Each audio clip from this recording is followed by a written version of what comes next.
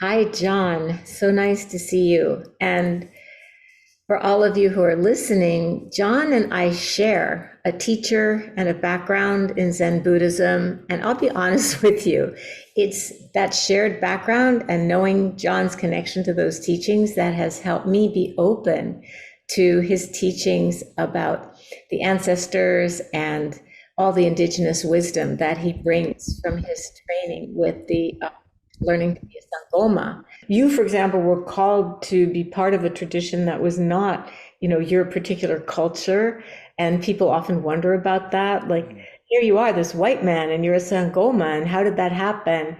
And I want to recommend John's book to you, where he really tells how it happened. It is a very mystical, mysterious, powerful, and really beautiful story. I just want to mention to everyone that I never went looking to become a Sangoma, that I had the dreams, I had the calling illness, and I was identified by my Xhosa elders, Mamgwevu and Tadasugwini, who are considered like royal family in terms of the Xhosa medicine work, and they invited me. And apartheid had just ended, the civil war in South Africa had just ended, and I didn't sit up and say, okay, great, I'll be your apprentice.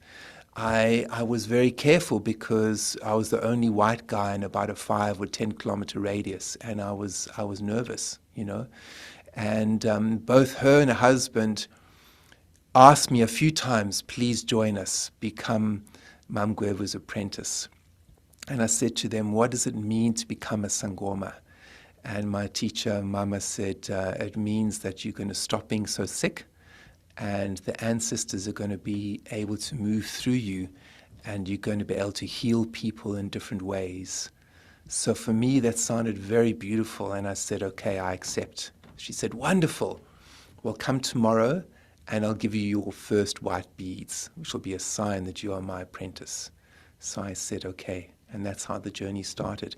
And I speak to Stephen Denan today on my Shift Network event, the free event. I speak to him about this. And I think it's very important because straight away someone sees me as white skin and think, oh, how did he just go in and do it? I was invited in. I never went looking for it. And that's very, very important, especially with cultural appropriation and that kind of discourse nowadays. I want to be very clear with anyone who wants to work with me that this is a gift that was offered to me because I had the calling and because my Xhosa elders saw beneath the color of my skin, they felt my calling. And my teacher, Mamgwevu, also had a dream the night before I came where she said the Great Spirit came to her and said she must prepare herself to train someone from another culture to become a senior Sangoma like her. And when I came through her gate, she said, I was the one. So I just want to be really clear about that with folks and also just say that in this world that we live in, which is full of judgment and full of turbulence, we have to listen to the story of someone and feel someone's spirit. And so if you're struggling with the color of my skin, close your eyes and feel the wisdom of Africa coming through me and the teachings that I'm bringing. And then take it from there. Thank you. So, John, in our Western society, we haven't paid much attention to ancestors as a resource, particularly a kind of living resource that can be present for us in our lives. And so I'm just so curious about your connection to that and what you have for us in this way. Thanks, Trudy. Well, I think when we start connecting with our ancestors and with our bloodline, then we start to engage with our own nature and we start to engage with the world around us, with the natural world. And when we start to engage with our ancestors, we also start to tap into a vast treasure trove of memories and knowledge and information, but it doesn't come through necessarily in the English language or the Xhosa language or German or Swahili. It comes through in another language, and this is the language of intuition and the language of feeling and the language of, we talk about the blood and the bones. So connecting to our own nature is like connecting to the sap of the tree. And it's very powerful, and it makes people more empathic and more compassionate and more open and more awake. So you're teaching ways because, it's very hard to bypass the thinking mind, the intellectual knowledge that we've all been taught to accumulate and connect with that inner voice, that intuition of our own, let alone the ancestors. So, yeah, I mean, that feels, how do you help us do that, John? Well, through physical work, so through dancing, through singing, through body percussion, and through giving people exercises like going onto the land and sitting up against a tree and taking your shoes and socks off and feeling the land and feeling the earth beneath your toes. And then just having the willingness to want to invite your ancestors into your life and thinking about not just the last 200 or 300 years, but going back to 2,000, 3,000 years like we do in Africa. In Africa, the way we work with ancestors is not a couple of generations. We look at the baobab tree as an example, and the baobab tree is a beautiful tree, and it's not unheard of to grow for at least 2,000 years. So when we talk about ancestors, we use the baobab tree as an example. Don't think small. Think 1,000 years, 2,000 years, think in a big way. And it reminds me of the Zen teachings of our mutual Zen master, which is Zen Master Seung Sahn. And he used to talk about the meditation process. And he used to say, only go straight, don't know, for 10,000 years. Right. Only what am I, don't know. What is this life? Why am I alive? Don't know. And he said, go 10,000 years non-stop trying. So he would always bring in thousands of years as opposed to 100 or 200 years, which a lot of Westerners do. And this is where we struggle because our thinking is too small. And when you have small thinking, that breeds narcissism. It breeds egotistical behavior. But when you think ancestors 2,000, 3,000 years, it helps to breed humility, and it helps to breed a sense of grace and gratitude, because we wouldn't be here today if it wasn't for those parents and grandparents that survived before us. And it's really good too, because so many people, when you think of your ancestors, they think of difficult parents or awful grandparents who, things that really may not have been in any way supports or resources when they were alive. So it's hard to believe they would be when they're dead. So what you're talking about is a much vaster sweep of history that helps you really identify with just the core of our humanity, of our getting to be born and live on this earth as humans, as opposed to the particular personal history of those recent ancestors. That's right, Trudy, that's right. And we also have to think about our ancestors as a doorway to the spirit realm. So for us in Africa, we talk about ancestors, but another term could be also spirit guides. So spirit guides can also incorporate nature spirits and adopted ancestors. So incorporating other nationalities and other cultures that we are not born into. So like me with my Xhosa family and ancestors. So you say the doorway to the spirit realm has to be invoked through honoring your own blood ancestors, because that is what creates humility and a sense of graciousness and grace. So it's about saying thank you to your life, and as you do that, you're just honoring your blood and bone people, we say.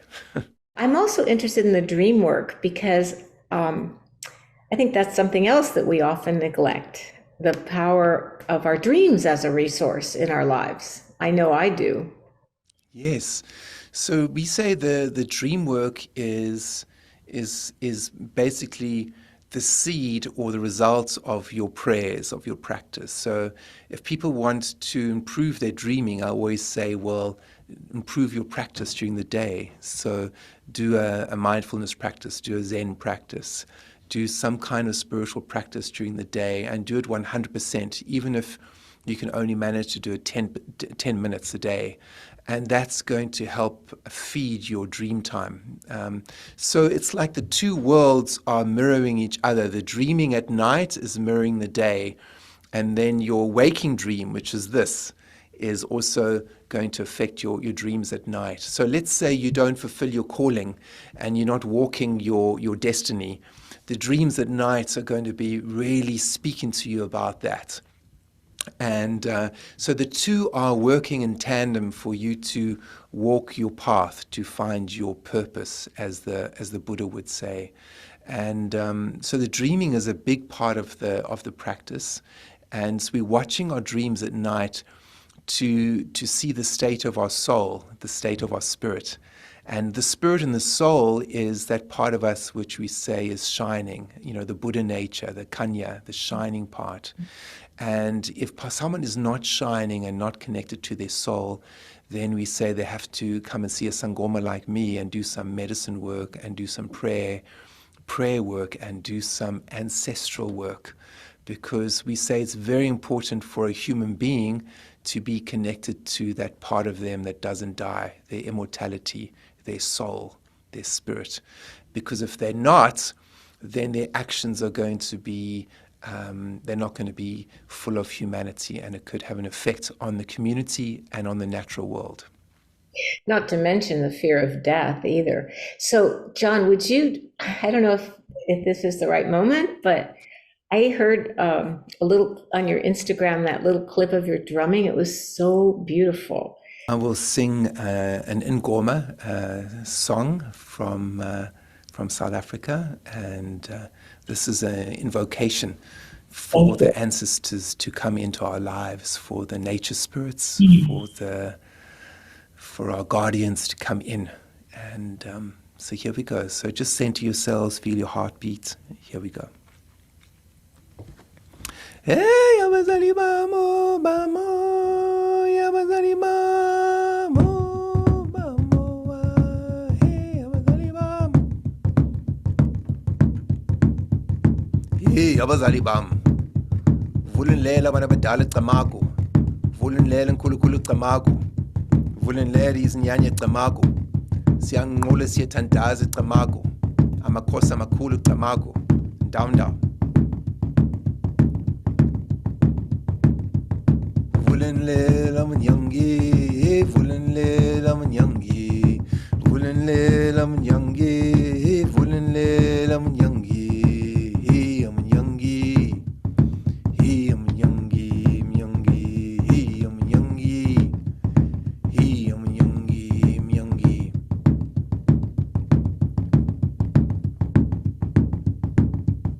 Tamagwini manyangi, tamagwini manyangi. Tamagwini amanyangi, tamagwini amanyangi, tamagwini amanyangi, myangi, amanyangi, myangi, amanyangi, myangi. Abazali bamu, bamu, abazali bamu, bamu, abazali bamu, bamu, abazali bamu, bamu, abazali bam. Abazali bam bamu, abazali bam bamu, abazali bam bamu.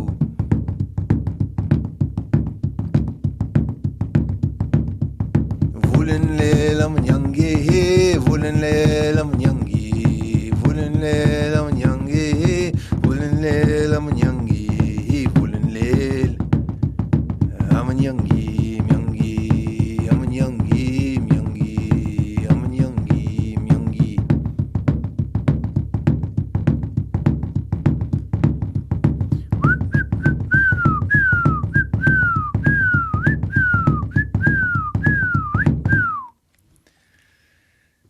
Wow, thank you, John.